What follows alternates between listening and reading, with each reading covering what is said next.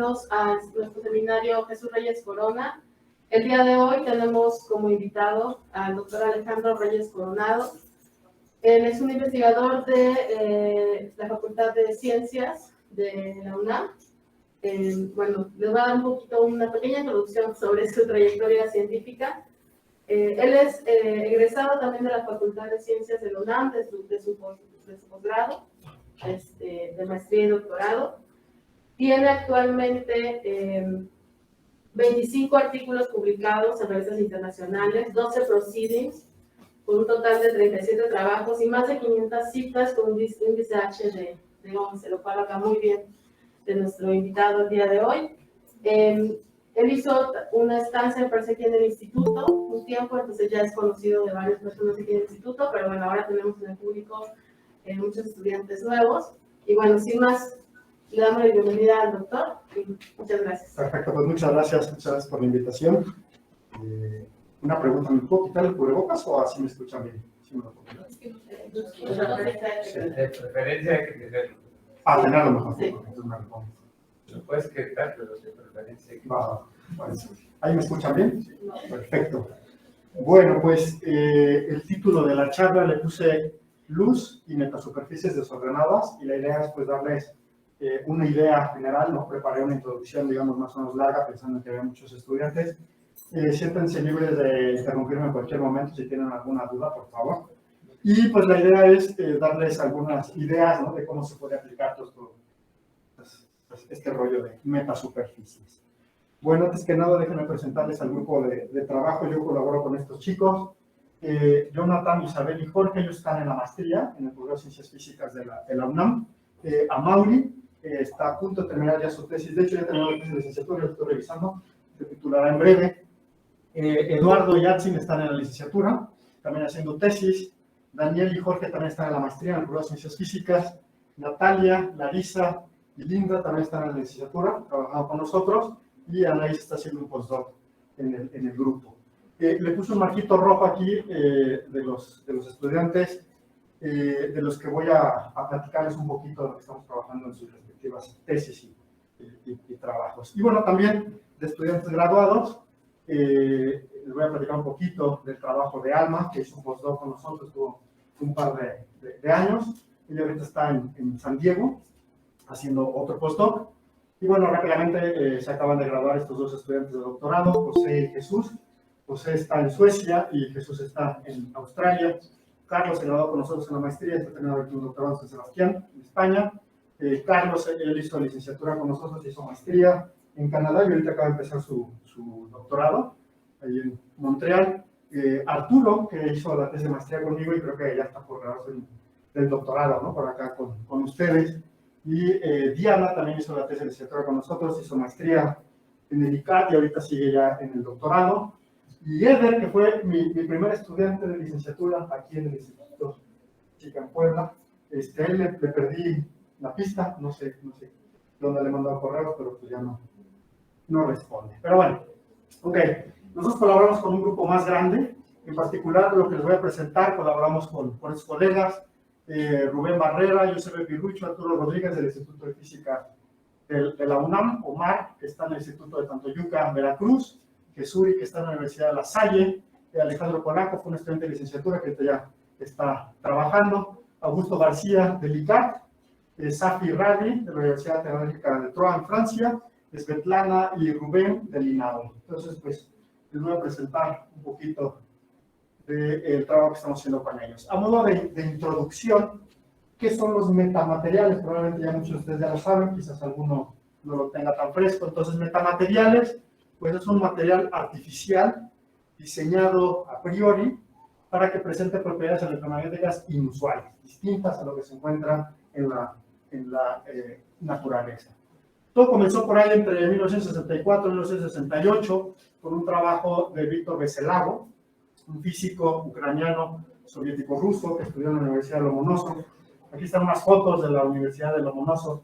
Aquí está Rubén Barrera, aquí estoy yo, y aquí está el director. El director es hace algunos años, ¿no? Creo que fue en 2014 o 13, por ahí. Antes del 14. Antes del 14, 13 de haber sido, entonces un piercing, ¿no? Por allá. Entonces, bueno, pues aquí están las fotos de la Universidad Lomonosov. Aquí no se alcanza a ver, les puse el título del trabajo. Este es el trabajo original de Víctor Bezelamo, evidentemente traducido del ruso al inglés. Y a estos materiales también se les conocen como materiales izquierdos, a estos metamateriales que tienen tanto la función dieléctrica, la épsilon, creo que se llama por acá, y la permeabilidad magnética. Ambas funciones son negativas a la misma frecuencia. Entonces suceden efectos raros, como por ejemplo, una lente, usualmente uno diría, pues va a converger la luz en un punto, y si estuviera hecho de un metamaterial con esas características de que epsilon es negativa, entonces la luz va a diverger. Por otro lado, ¿no? con este dispositivo, pues tradicionalmente la luz divergería, y si es de metamaterial con esas características, entonces converge. Entonces pasan cosas, digamos, como al revés de las que uno sabe. Y bueno, lo que está atrás de esto, evidentemente, pues son las ecuaciones de Maxwell, no hay más. Si tienen alguna pregunta, con todo gusto. El medio no es no lineal, entonces, ¿no? ¿Perdón? El medio no es no lineal. No necesariamente. Pero no sé qué pasaría esto. ¿Perdón? Si fuera no lineal, pasaría lo que estás indicando. Si fuera no lineal, Claro, claro. ¿No? también puede ser lineal Okay. Y pasa eso. y pasa eso. Bien, ecuaciones de Maxwell, pues ya las conocen. Son 4 ecuaciones de Maxwell. Aquí les puse uno del primer volumen, ¿no? De los 2 trabajos del gran JC, que no es Jesus Christ, ¿no? Y les pongo aquí una foto de Maxwell a los 25 años. Y una cosa que a mí me sorprendió mucho es que Maxwell a los 25 años ya estaba en la universidad contratado y daba 15 horas de clase a la semana. O sea, yo doy 6 y ya me canso. O sea, yo no puedo más. Con 6 estoy saturado. Y otra cosa que me sorprendió muchísimo, que me gustó, es que aparte Maxwell daba una clase especial para los trabajadores de la universidad. Yo creo que eso sí que nos hace falta hacer, siento yo en general. Bueno, estas son las 4 ecuaciones de Maxwell en donde se basa todo este trabajo. Bueno, entonces, 30 años después de los trabajos de Víctor Bezelamo, que quedó, digamos, como un trabajo teórico, como una curiosidad, si ustedes quieren, llega en el 2000 David Smith y sus colegas, ¿no? de San Diego, y ellos demuestran experimentalmente estas ideas de que efectivamente pasan cosas raras. ¿Qué cosas raras pasan? Por ejemplo, la invisibilidad en un metamaterial, y lo hicieron en particular a frecuencias de microondas. Entonces, invisibilidad, ¿cómo que invisibilidad? Pues se acuerdan de la capa de Harry Potter, ¿no? Pues es la misma idea, es decir, que la luz de alguna manera pase al objeto sin que rebote la luz, sin que la absorba, como que le da la vuelta, y entonces no lo vemos. Entonces, Davis lo que hizo fue diseñar este arreglo. Esto es una venita, digamos, de oro sobre un sustrato, digamos, dieléctrico. Hace este arreglo y lo pone, digamos, como en estas donas.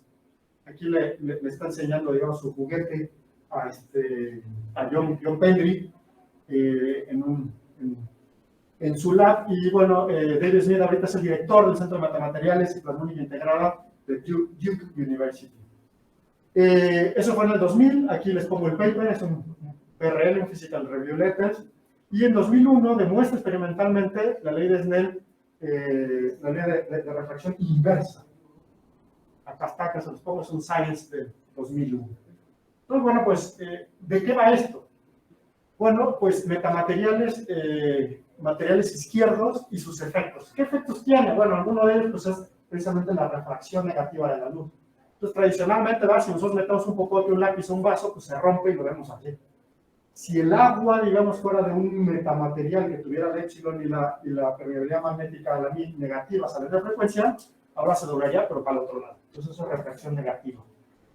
Invisibilidad, pues la idea es, digamos, aquí está una caricatura de alguien que se pone como una capa y se ve atrás el coche o la capa de Harry Potter, o este es el diseño experimental de David Smith.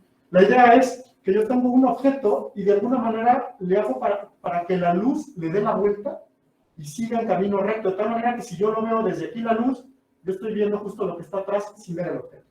Le da la vuelta. Entonces, pues es invisible en ese sentido, ¿no? Acá hay otro dibujito con la misma idea. Tengo del lado izquierdo una partícula que sí refleja la luz, digamos, me está desviando, digamos, los rayos de luz los está desviando. Y del lado derecho, bueno, parece un cómic, pero la idea es que tengo como una superficie con una cierta estructura, de tal manera que quién sabe cómo, pero la luz pasa como si no estuviera. Entonces, esa es la idea. ¿Qué otros efectos hay? Pues, por ejemplo, esta más exótica, ¿no? Radiación Cherenkov inversa. Y bueno, tampoco quiero aburrirlos con tanto de esto. Hay un montón, este tema de metamateriales, ¿no? Tiene pues, 30 años, un poco más, y hoy en día pues hay una cantidad de congresos, de artículos al respecto, de gente, ¿no? Prácticamente en todas las universidades del planeta hay grupos que trabajan sobre metamateriales para diferentes propósitos. Entonces, pues por ejemplo, aquí les dejo 5 libros sobre metamateriales. Está este de Sergei Treyakov, está este de Vladimir Shalayev, está este de Ricardo Márquez, que me acabo de enterar. Mi mujer estuvo en Sevilla haciendo un sabático y un colega de la Universidad de Sevilla lo conoce. Ricardo Márquez fue un gran impulsor, bueno, es un gran impulsor de la bicicleta en Sevilla. Yo no sabía, Sevilla es la ciudad europea que tiene más kilómetros para bicicleta en todo. Esto está súper padre. Nos visitó aquí hace algunos años. ¿Perdón? Nos visitó. ¿Así estuvo aquí? Ah, qué padre, súper. Pues sé que ya se jubiló. Se dedicó a la ciclista. Está este otro tal de Federico Capolino o de Nader Elgueta. Entonces, pues hay un montón de bibliografía. Cambiándole de nombre, en vez de metamateriales, pues a lo mejor ustedes ya conocen los cristales fotónicos. Y a lo mejor han visto, ¿no?, efectos, por ejemplo, como el color de las mariposas, el color de los pavos reales, ópalos o demás. Y sabemos que esos colores se deben a una, digamos, microestructura, a un cristal fotónico. Entonces, depende cómo se acomodan las bolitas, o tengamos estructuras más exóticas, o líneas, cuadritos o demás, nos va a dar un cierto efecto. Y la gente pues se ha inspirado en eso para ver qué aplicaciones, qué cosas, ¿no?, podemos utilizar, ¿no?, desde el punto de vista tecnológico, y pues a la gente se le ha ocurrido hacer fibras con nanoestructuras adentro que soporten muchos nodos y demás. Y pues hay todo un zoológico, una variedad ahí de ideas de cómo nanoestructurar una fibra óptica, ¿no? Y bueno, pues hay escarabajos, hay pececitos, hay caracoles y demás. Entonces, hoy en día pues hay incluso congresos completitos que tienen este título, Biosphere Photonic Crystals, en general. Lo interesante es que metamateriales y cristales fotónicos realmente es lo mismo. Lo único que cambia es la longitud de onda con respecto a la celda unitaria, al átomo, digamos, al metaátomo. En el caso de los metamateriales, la longitud de onda es mucho más grande que este metaátomo, y en el caso de los cristales fotónicos es más o menos comparable con el tamaño de las nanoestructuras o microestructuras. Sí. Pero no necesariamente. No necesariamente, estoy de acuerdo. Esto es como así como muy a grosso modo. Es como separar todo el universo en plátano y no plátano. Un poco burdo. Bueno. Bien. Ok, cristales fotónicos, pues esas cosas ya son muy viejas. Parece que uno de los primeros en mostrar, ¿no?, que había bandas prohibidas en cristales unidimensionales fue John William Scott, mejor conocido como Lord Rayleigh, 1888, físico británico. Después, muchos años después, Sahib John de la Universidad de Toronto, físico canadiense, mostró que en ciertos arreglos dieléctricos aleatorios es posible tener localización de luz que se conoce como localización de Anderson. Y posteriormente, Eli Jablonovich, un físico austríaco de Estados Unidos, fue el primero en crear un cristal fotónico realmente en 3D. Digamos, 1D, pues sería como plaquitas, ¿no? Digamos, la roja es un material, la azul es otro material. En 2D, pues sería como cilindritos, ¿verdad?, intercalados, y 3D sería como cubitos, escalar todo el espacio con cubitos. Y Jablonovich mostró que se puede inhibir la emisión espontánea de átomos modificando el entorno de los mismos. De hecho, a Eli Jablonovich nos lo encontramos en el último congreso, al menos el que yo fui antes de la pandemia en Lisboa, que nos dio una charla preciosa sobre el tema, ¿no? Nos contó una especie padrísima. En fin.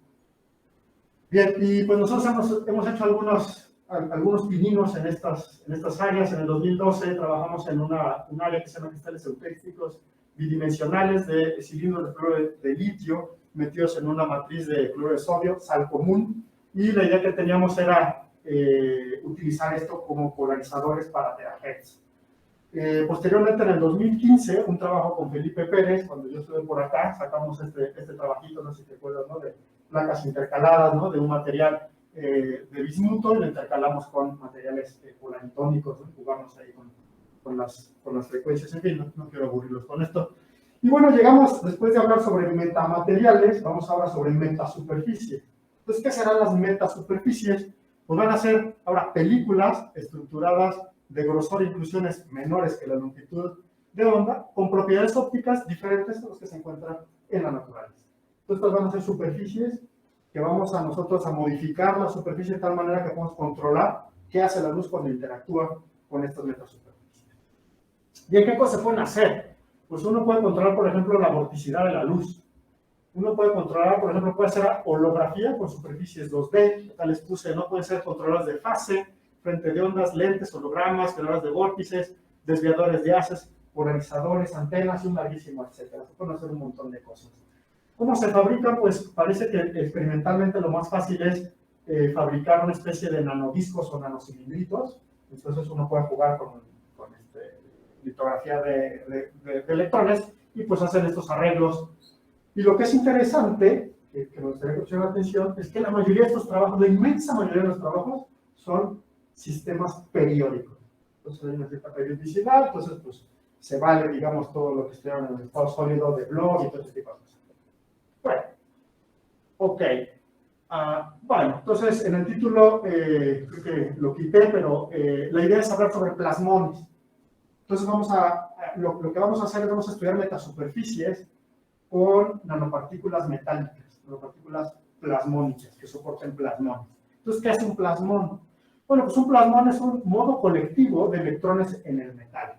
Entonces yo puedo tener, digamos, un metal, digamos, envuelto, y los electrones pues, se pueden mover, los electrones libres pues, se pueden mover libremente, y tienen una cierta frecuencia de resonancia característica de cada material, que es frecuencia plasma. Supongo que lo habrán visto en los cursos de estado sólido. Entonces, en general, plasmones existen dos tipos, el de bulto, caracterizado por la frecuencia plasma, y también hay de superficie. Entonces, si ahora ya no tengo un bulto y tengo una nanopartícula también tengo electrones libres que se pueden mover de manera colectiva, y eso también le vamos a llamar plasmón. Sin embargo, a su vez, los plasmones de superficie se subdividen en dos tipos. Hay plasmones viajeros, que viajan a una interfaz, por ejemplo, entre una película de oro y aire, por ejemplo, que se conocen como plasmones polarintones, o SPP. Y hay plasmones localizados en la nanopartícula. Si yo tuviera una nanopartícula por aquí y le echo luz, pues la nube electrónica, ¿no? puede moverse, digamos, en esta dirección si el campo eléctrico va en esta dirección, pero en principio los electrones no se pueden escapar, por así decirlo. Entonces están localizados en la nanopartícula. Bien, los plasmones, digamos, cobran mucho interés en la escala nano, porque se pueden utilizar para un montón de cosas. Si uno pone dos nanopartículas muy juntitas, resulta que hay un efecto como de lente, como de lupa, y uno puede amplificar el campo eléctrico entre las dos partículas un montón. Y entonces pues uno puede utilizar este sistema para sensar. Entonces uno puede jugar, no sé si han escuchado sobre SERS, Surface Enhanced Raman Spectroscopy, que la idea es poder detectar una moleculita, ¿no? Viendo cómo vibra, pues uno puede, digamos, si uno lo logra meter aquí, pues uno en principio podría detectar una sola moleculita, que es como el sueño guajiro. No sé si alguna vez han viajado en algún aeropuerto, por ejemplo, ahorita me acuerdo en Canadá, son de los que casi tiro por viaje, lo revisan su equipaje y ustedes y les pasan como un packcito, ¿no? Les tocan la mochila y su ropa y la meten en un espectrofotómetro, no sé si lo han visto. Lo que están haciendo es buscando sustancias prohibidas y la idea es, su aparato no es muy sensible y necesita muchas moléculas. Entonces, si ustedes llevaran, digamos, drogas y se aseguran que tienen mucha limpieza, tal vez que haya unas poquitas, no nos cachan. Pero si lo metieran, por ejemplo, en una regla de todas, pues ya no, porque aquí sí, con una sola, van para adentro. ¿Vale? ¿Qué otras cosas se pueden hacer? Pues, bueno, los plasmones, por ejemplo, son responsables de la coloración que adquiere la copa Licurgo, que no sé si alguna vez hayan visto, si van a Londres, al British Museum, ahí está esta copa, que es de la época de los romanos, y parece que es uno de los artefactos mejor conservados, y es una copa metálica con vidrio, y el vidrio parece que le echaron polvito, y son nanopartículas de oro y plata. De tal manera que si uno la ilumina por afuera, como en reflexión uno la ve verde, pero si uno pone una velita adentro y la ve uno en transmisión, se ve roja. Entonces, los plasmones son los responsables de dar esa esa coloración. Ahorita no me quiero meter mucho en eso, si quieren lo podemos platicar. ¿Qué otras cosas se pueden hacer? Pues uno puede diseñar, por ejemplo, nanopartículas elipsoidales con una capita de oro recubriendo un núcleo magnético. Esto se puede utilizar, por ejemplo, nuestra propuesta fue utilizarla para contraste de resonancia magnética nuclear, de tal manera que el médico pueda ver, digamos, que la partícula está donde debe estar, y después esta capita debe estar sintonizada para que echándole luz al paciente desde fuera, caliente de manera eficiente en las puntas, y esta cosa, pues, dependiendo de la polarización de la luz, uno puede prender o apagar, pues la idea es matar células enfermas de manera eficiente. En fin, se pueden hacer un montón de cosas con esto. Bien, eso fue la introducción. Ahora sí vamos al sistema de estudio. ¿Qué es lo que estamos estudiando? Pues estudiamos monocapas de nanopartículas esféricas idénticas, pero pongan atención, desordenadas. A mí lo que me interesa es el desorden. A mí el orden me parece muy aburrido. A mí lo que me interesa es el desorden. Entonces, ahora son bolitas que están sobre un sustrato y están por ahí como Dios les dé entender. Y le vamos a echar luz y vamos a ver qué pasa. Podemos echarle luz, digamos, por arriba o por abajo a este arreglo, o podemos hacer algo un poco más interesante, que es ponerle un prisma y hacer una iluminación en configuración de reflexión total interna. Si yo estoy atrás, digamos, del ángulo crítico y no hubiera nada aquí arriba, toda la luz que le echo se refleja. Usted sabe, ¿no?, que atrás del ángulo crítico, aquí arriba, sí hay campo eléctrico, nada más que ese campo electromagnético, ese campo eléctrico es evanescente. Entonces, si yo pongo bolitas aquí arriba, estas bolitas están iluminadas por una onda evanescente, que también es solución de los efectos de Mayer, y todo bien, ¿no? Entonces, yo puedo excitar estas partículas. Y estas partículas tienen frecuencias de resonancia. A ciertas frecuencias van a absorber o van a esparcir más eficientemente y yo voy a perder luz acá. Y de esa manera, pues tengo un sensor. Estas bolitas de acá arriba, la frecuencia de resonancia es muy sensible a lo que hay alrededor. Entonces, digamos, si acá arriba le pongo agua o agua cochina, pues yo voy a ver una diferencia en la reflectancia. Y así es básicamente como funcionan muchos detectores. Bueno, este problema vamos a abordar desde diferentes perspectivas. Una es teoría de medio efectivo. La idea es considerar solamente la componente coherente de los campos. En general hay una componente coherente y otra difusa. Entonces estamos despreciando aquí la difusa, estamos suponiendo que no hay esparcimiento, que no se va la dirección de la componente difusa. Y la idea es reemplazar este sistema complicado, porque si ustedes le echan luz a esto, el campo electromagnético entre las partículas puede ser muy complicado. Puede variar mucho tanto temporal como espacialmente. Entonces la idea es reemplazar todo esto por una película efectiva que tenga una función dieléctrica efectiva, tal que la reflectancia sea lo mismo que este sistema. Ese es el juego de teorías de medio efectivo. Entonces vamos a jugar con esas teorías. De las teorías de medio efectivo, digamos, como las más sencillitas, es una conocida como Maxwell-Garnett, que nos dice que la épsilon efectiva de ese material, pues está dado en términos de la épsilon de la partícula, de la matriz que rodea la partícula, y de una F que es cuánto volumen está ocupado por esas partículas. Entonces, este modelo en general es 3D. Es decir, tienen una plaquita de vidrio y le anclan moleculitas. De un lado, digamos, esa molécula se pega al vidrio y del otro lado se puede pegar nanopartículas de oro. Entonces uno prepara un coloide de nanopartículas de oro en suspensión, ¿no?, bolitas de oro ahí nadando en agua, sumerge uno el vidrio, digamos, con estas moleculitas, entonces se pegan las bolitas de oro ahí. Entonces uno puede controlar, digamos, esta superficie, entonces generan este tipo de metasuperficies desordenadas. Entonces nosotros ya podemos evaluar, pues, cómo es la reflectancia, cómo es la transmitancia, y podemos empezar a jugar con este tipo de cosas. Bien, bueno, entonces ahora sí, ¿qué es lo que les quiero platicar después de toda esta larga introducción? El trabajo que estamos haciendo, les voy a platicar básicamente 4 trabajitos de manera muy rápida. Si quieren que profundicemos en alguno, con todo gusto. Les voy a platicar sobre el trabajo de Jorge Alberto Betancourt, que se acaba de titular en la licenciatura hace 2 días, 3 días, el martes. De hecho, y ahorita ya está en la maestría, y estudiamos el realce de fotoluminiscencia de puntos cuánticos de silicio debido a una metasuperficie de nanopartículas de oro al azar. Con ALMA trabajamos en un paper sobre colores estructurales con metasuperficies aleatorias, con partículas de alto índice de refracción. Estamos colaborando ya desde hace un rato con Rubén y con Svetlana del INAOE en un sensor ultrasensible que les interesa a ellos de COVID, bla, bla, bla, ¿no? Ya esa parte ya se me escapa, ¿no? Cuando empiezan a hablar de moleculitas, química y biología, ya no entiendo mucho.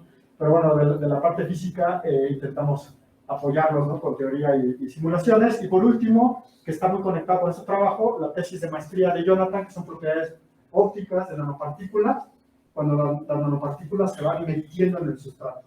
Este es un tema interesante porque yo nunca lo he visto reportado, nunca lo he visto analizado, no encontramos nada de bibliografía prácticamente.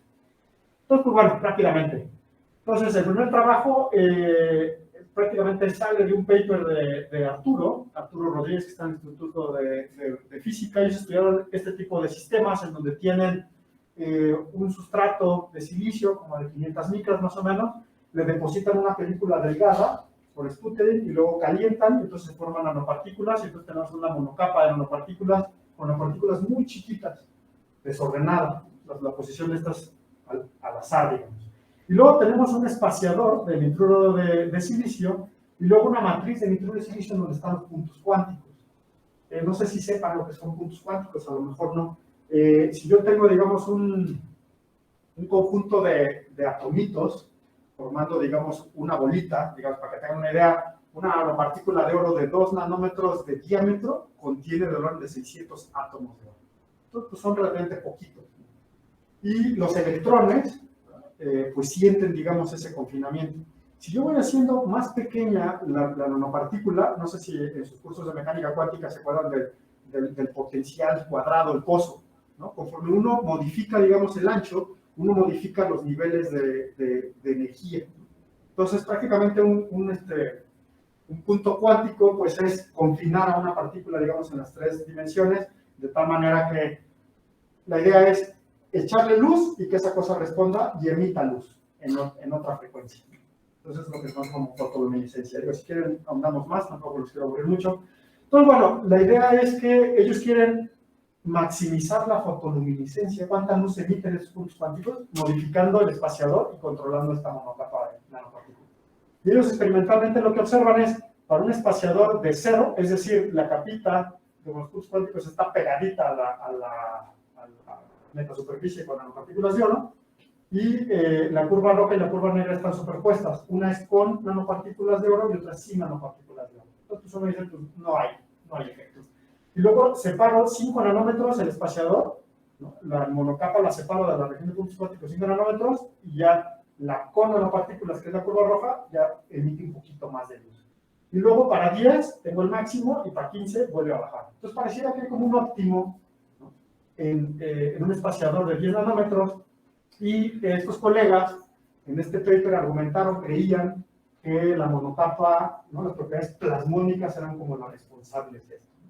Entonces nosotros vimos el trabajo y dijimos, se me hace que es más bien un efecto tipo Fabry, pero bueno, vamos a estudiarlo a ver qué sale.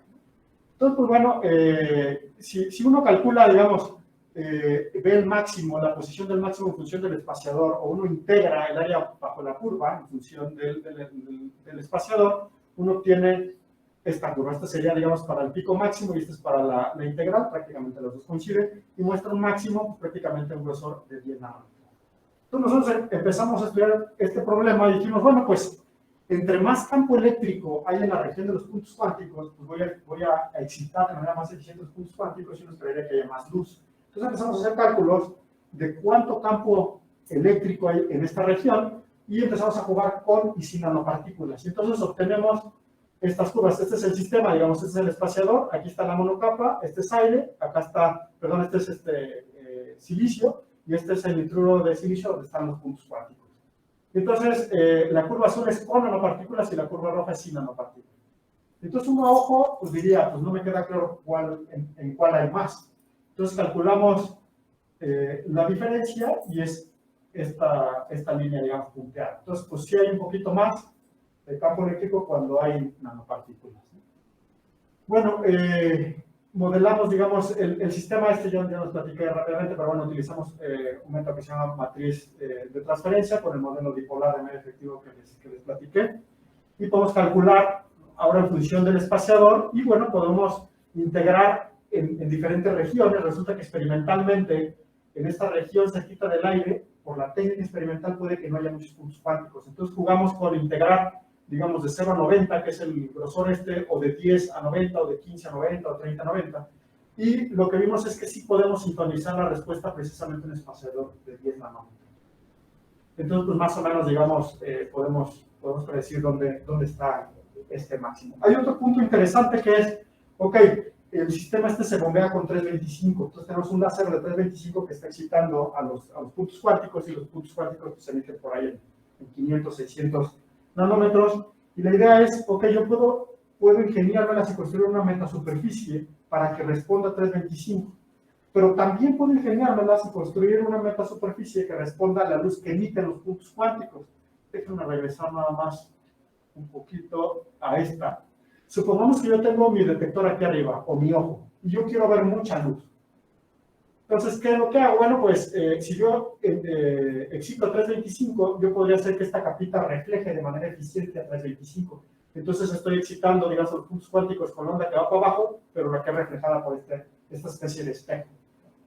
Otra idea es, bueno, los puntos cuánticos emiten luz. ¿Qué tal que yo puedo hacer una capita que refleje la luz precisamente en las longitudes de onda? Entonces, voy a tener más luz en el detector, en el ojo.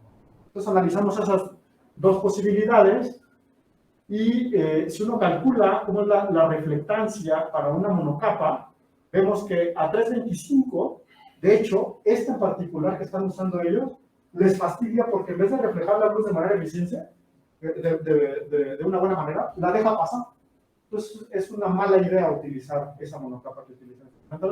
Sin embargo, si uno ve, digamos, el espectro de emisión de los puntos cuánticos, pues se parece más o menos a algo así, y está centrado por ahí como en 500 nanómetros.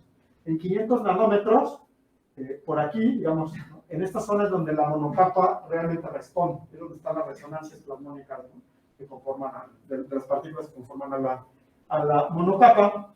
Entonces uno lo que puede pensar es, ok, yo puedo jugar con la monocapa y puedo sintonizar de tal manera que aquí yo tenga una respuesta más grande e intentar jugar aquí para que en vez de que sea negativo, que sea positivo, es decir, que sí refleje luz en el láser de bombeo a 325. Entonces, bueno, estuvimos jugando con esas ideas y resulta que si aumentamos, por ejemplo, el diámetro de las partículas a 10 nanómetros o a 20 nanómetros, sí que podemos tener un incremento en el espectro de reflexión y es lo que vería, digamos, el detector. Entonces, ¿qué es lo que les quiero decir? Que con estas monocapas, estas metasuperficies, uno puede jugar a sintonizar para lo que uno quiere. Entonces, bueno, ahorita estamos trabajando en el artículo, vamos a publicar algo por ahí. Otra idea, vamos a generar colores, pero ahora en transmisión, no en reflexión, en la luz transmitida, de metasuperficies desordenadas con partículas dieléctricas. Estos se les llaman colores estructurales, ¿no? Desde el punto de vista técnico. La idea es la misma, tengo yo una monocapa, pero ahora tengo una distribución de tamaños. Ya las bolitas ya no son del mismo tamaño, ya tengo una cierta distribución, la que haya salido de manera experimental. Podemos calcular con el Coherent Scattering Model cuál es la reflectancia considerando partículas de silicio de alto índice de refracción y pues considerando una cierta distribución de tamaños. Y uno calcula, ¿no?, cómo va la transmitancia en función de la longitud de onda para diferentes ratios promedio, para un cierto ancho, digamos, de esa distribución, que le pusimos 1,025 a la sigma, con una fracción de cubierta de 25%, es decir, el 25% de la superficie está cubierta por las bolitas, ¿no?, de diferentes tamaños. Y podemos calcular cuál es el color, el código de color utilizando pues, esta receta, no quiero aburrir mucho con eso, y pues resulta que para radios promedios de 50, pues digamos que nos da un color amarillo en transmisión. Para 60, pues como rojo, 70 moradito, 80 azul, 90 verde y 100 verde más claro. Entonces, nada más jugando con el radio promedio, acuérdense que todo esto tengo distribuciones de tamaño, uno puede tener diferente color. Y ahora la idea es, pues está genial, ¿no? Si yo me agarro, digamos, el rojo, el azul, el verde, ¿no?, pues yo puedo tener en el código color, puedo generar todo este triangulito y puedo generar todos los colores que estén allá adentro, simplemente jugando con la distribución de tamaño. Entonces yo puedo diseñar a mi metasuperficie para que transmita el color que se me pegue la gana que esté aquí adentro, por ejemplo. Y entonces jugamos con eso y dijimos, bueno, pues qué tal que le echamos .378, ¿no?, de 1, este porcentaje, digamos, de esta distribución con un radio central de 60, .001 del verde y .621 y me da este color. Entonces el color predicho lo calculamos y bueno, pues efectivamente es el color que nos da, digamos, más o menos. Otra cosa interesante que interesa mucho en la parte de la industria es generar blancos, diferentes tipos de blanco. Entonces no sé si han visto ustedes que compran un foco y les dice, ah, pues mira, este emite luz como tantos miles de Kelvin. Es como que da radiación de cuerpo negro. Entonces, jugamos, ¿no?, con qué tantos blancos podemos generar y resulta que sí podemos movernos en toda esta línea. Entonces se pueden generar también un montón de blancos, ¿no? Bueno, esto lo publicamos hace un año o 2 años, ya me acuerdo, en la pandemia. Y bueno, pues ya por último, o casi por último, platicarles un poquito sobre este proyecto que estamos trabajando con el INAOE, en donde están desarrollando un sensor plasmónico ultrasensible para detectar no sé qué variante del COVID-19. Y bueno, pues el arreglo experimental se ve más o menos así. Ahorita les enseño fotos. Aquí estamos trabajando Isabel, que está en maestría, Jonathan, que está terminando maestría, y Alma, que ya dejó el grupo, que están en San Diego.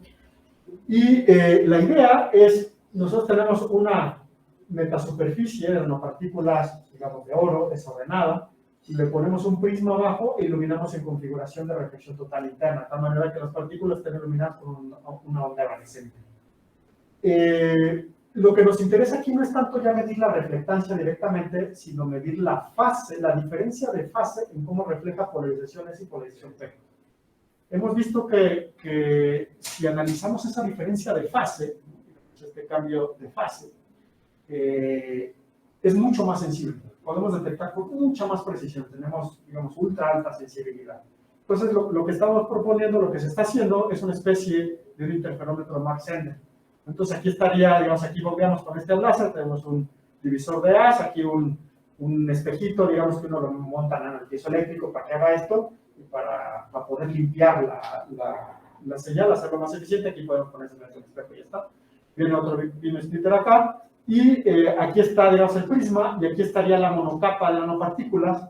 Por aquí podemos inyectar, digamos, lo que quieran detectar. En este caso sería COVID, entonces inyecta uno a la muestra por aquí, y sale por acá, y está circulando, digamos. Y la idea, pues, es poder medir cambios en la fase para ver si hay algo o no hay algo. Esa es como la idea.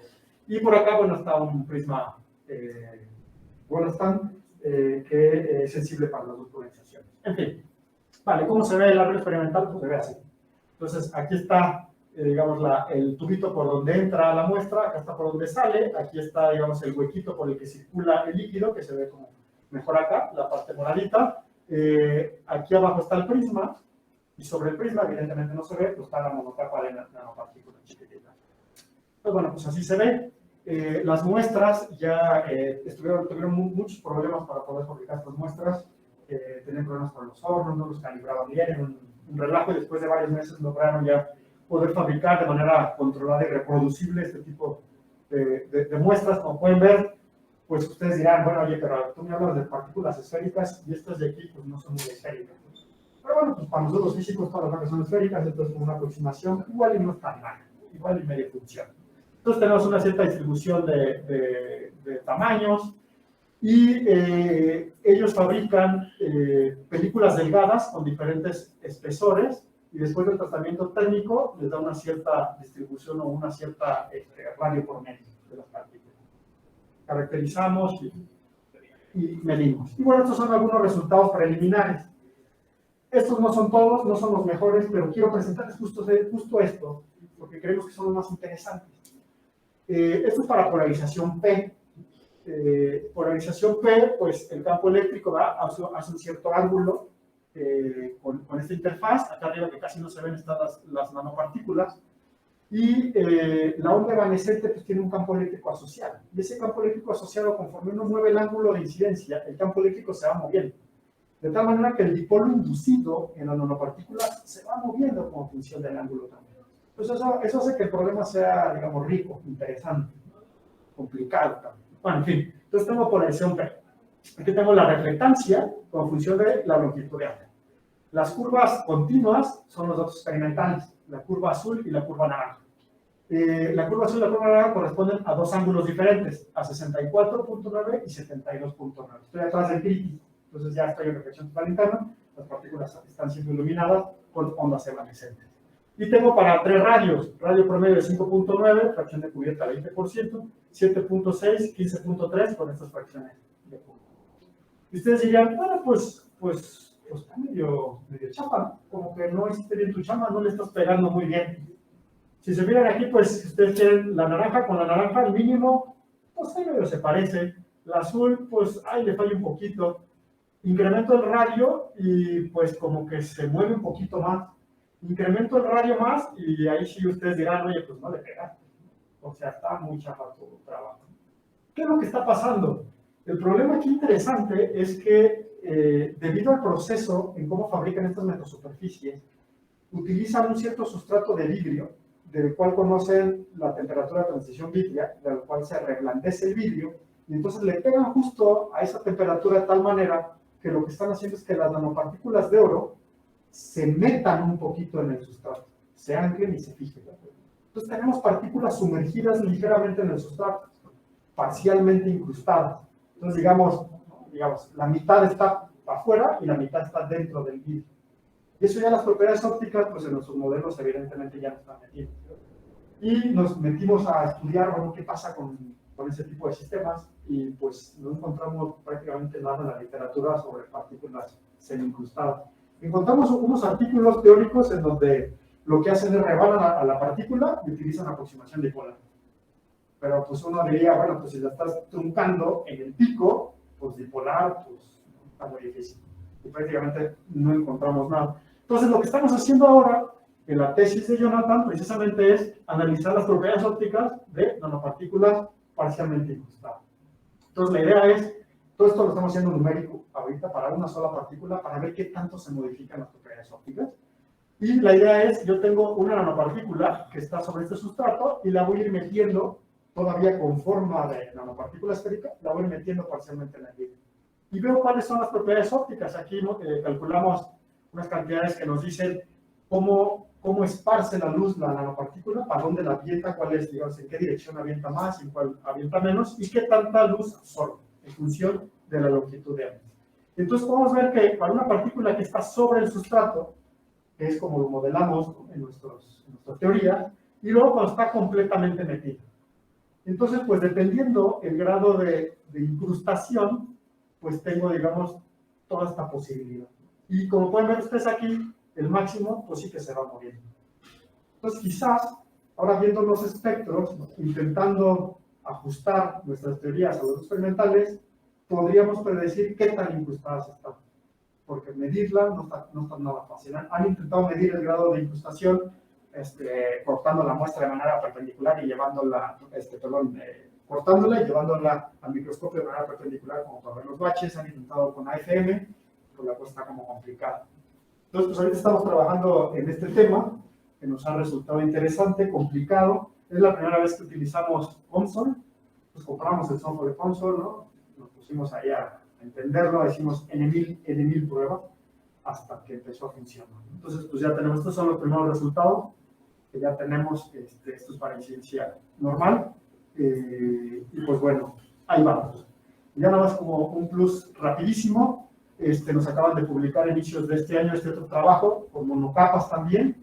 Resulta que las monocapas, si uno piensa que las partículas están muy pegaditas unas a otras, yo excito con luz, muevo electrones, pues a lo mejor los electrones de una partícula van a perturbar la nube electrónica de la otra partícula, y a la de la otra, y a la de la otra, y a lo mejor tengo un movimiento de los electrones en esta dirección, colectivo, debido a esta monocapa. Estuvimos estudiando este efecto y le llamamos el modo plasmónico guiado.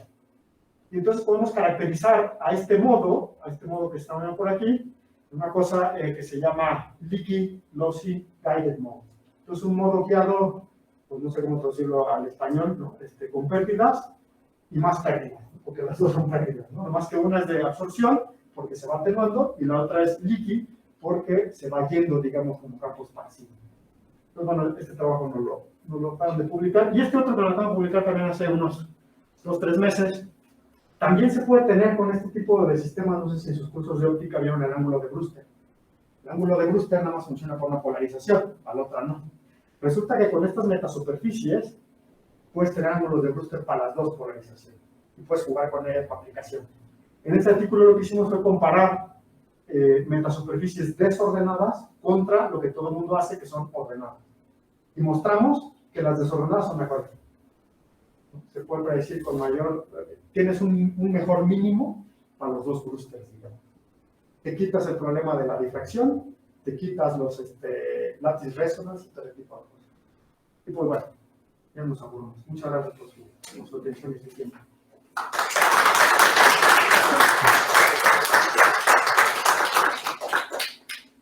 Agradecemos al doctor Alejandro por su plática. Y bueno, abrimos la sesión de preguntas. Empezamos por las presenciales. ¿Alguna pregunta? Adelante, doctor. Sí, muy bien, gracias Ale por la plática. A lo mejor una pregunta muy sencilla. En el caso de los experimentos que tienes el arreglo de las nanopartículas que están desordenadas, cualquiera de los que tengas experimentales, tú nos diste la definición de que una metasuperficie es aquella que la función dieléctrica y la permitividad de permeabilidad ambas son negativas a la misma frecuencia. En el experimento, ¿cómo verifican eso? O sea, miden por elipsometría la función dieléctrica y cómo lo miden para ver que de verdad las dos son negativas, que sí caen en la definición. Vale, sí, es cierto, hice trampa. Estas no son metamateriales en ese sentido. Les llaman metasuperficies porque puedes, digamos, el truco es nanoestructurar la superficie para controlar la luz y que haga lo que se te pega la gana. Ya no me acuerdo, John Pendry, hace ya muchos años sacó una teoría que le llama Transformation Optics, ¿no? Hace ya un ratote, ¿no? Ahora unos 10, 15 años quizás, en donde él demuestra que para poder controlar a la luz no hace falta realmente tener epsilon y mu negativas a la misma frecuencia, ¿no? Muestra que si tú puedes jugar con la epsilon y controlarla cuánto vale punto a punto, con eso es suficiente para tener, por ejemplo, invisibilidad. Entonces, realmente aquí lo que estamos haciendo no es una epsilon ni una permeabilidad magnética negativa. Aquí ya no nos interesa, digamos, más bien es como directamente controlar la luz a partir de la interacción con las nanopartículas y aquí más bien jugar con las resonancias plasmónicas de las nanopartículas. Pero es cierto, hice trampa. Sí. Yo más o menos quiero preguntar algo parecido. Realmente el término meta lo utilizas para cuando tienes un sistema que tiene propiedades físicas exóticas, diferentes a las. Entonces, en este caso, pues formalmente no tendrás una meta superficie. Totalmente de acuerdo. ¿Verdad? Sí. Porque tendríamos que tener algo diferente, ¿no?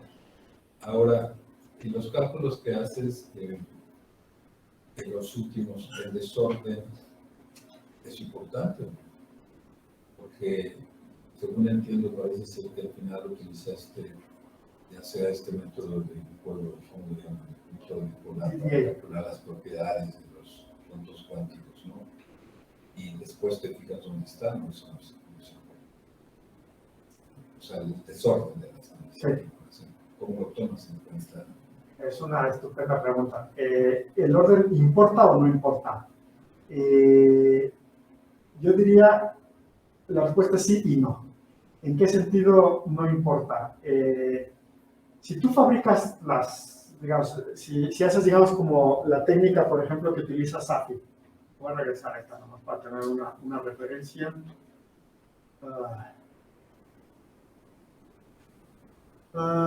Está aquí.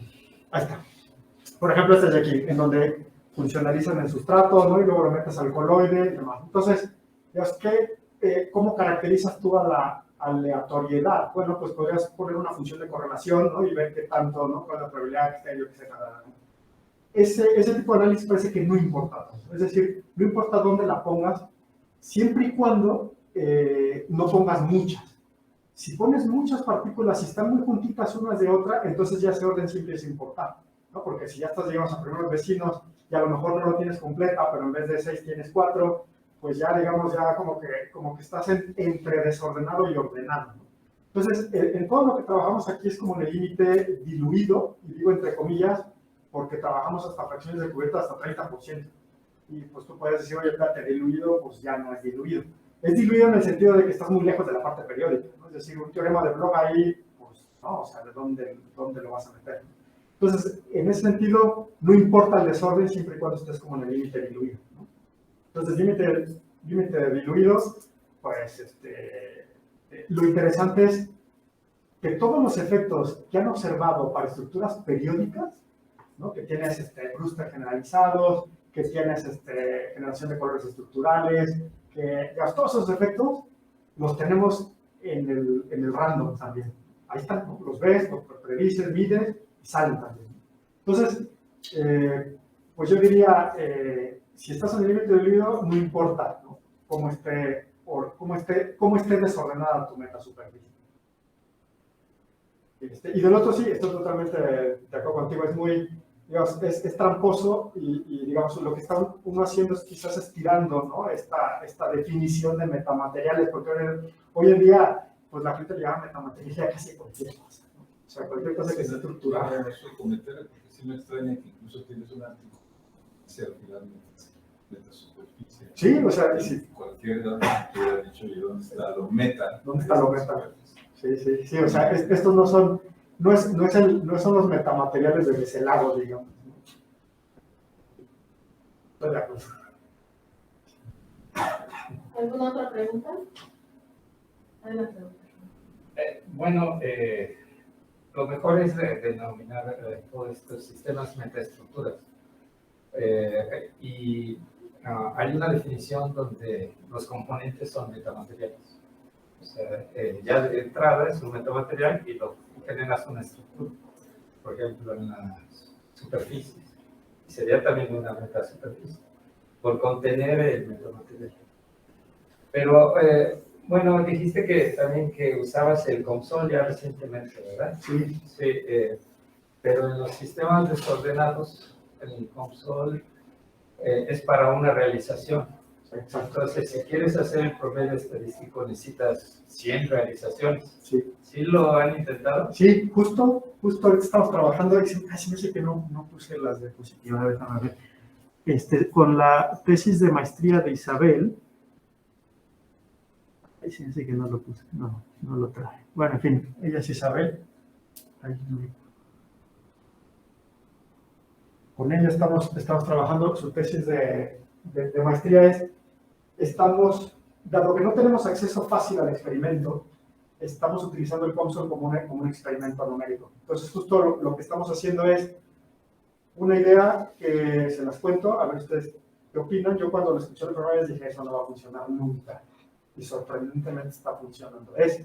Yo tengo una celda unitaria y en esa celda unitaria pongo 3 partículas. Y la posición de las partículas las pongo al azar. Tengo una realización. Después teselo, ¿no? Pongo condiciones periódicas en COMSOL, resuelvo para la reflectancia, hago otra realización y voy promediando. Sí. Y uno diría, oye, pues es que está en chino porque estás metiendo una celda y vas a tener difracción y yo qué sé. Bueno, pues la comparación con la teoría con el Cognitive Scattering Model, después de tampoco tantas, creo que son de 15 realizaciones, se parece bastante. Yo me fui de espalda. Entonces, estamos estudiando justo esto. Es muy parecido a lo que hace en Ensenada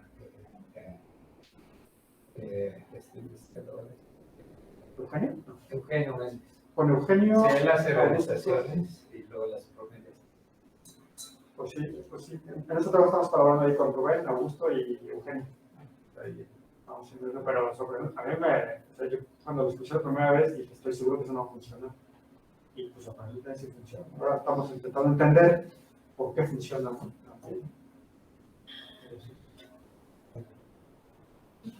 ¿Alguna pregunta del público? Adelante. ¿Y se puede otra? Esta es sobre el sistema donde tienen los puntos cuánticos.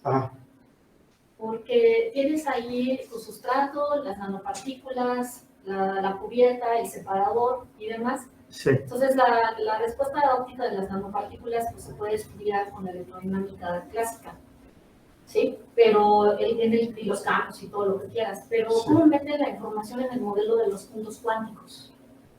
Ok, súper buena pregunta.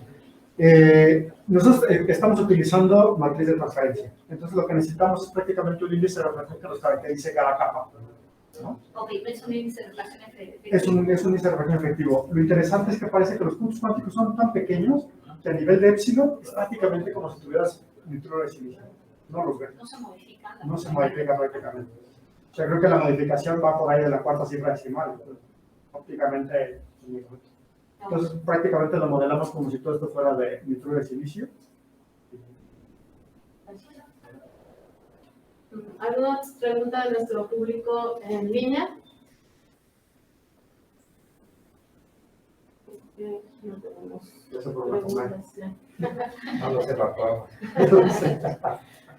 Bueno, pues creo que no tenemos más preguntas. Volvemos a agradecer de nuevo a nuestro ponente por Muchas su gracias. presentación.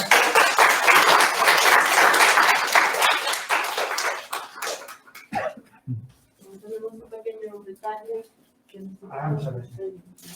Perfecto, muchas gracias. Entonces, muy bien. Muchas Gracias. Gracias a todos por asistir. Ahorita nos vamos a Me parece estupendo. Ya es hora. tengo reunión. Bueno, pues vamos. Dijimos rápido.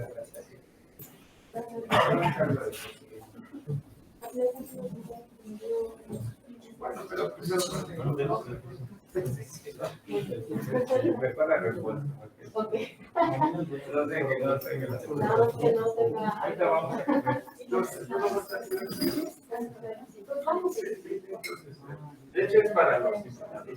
Y el organizador, yo ya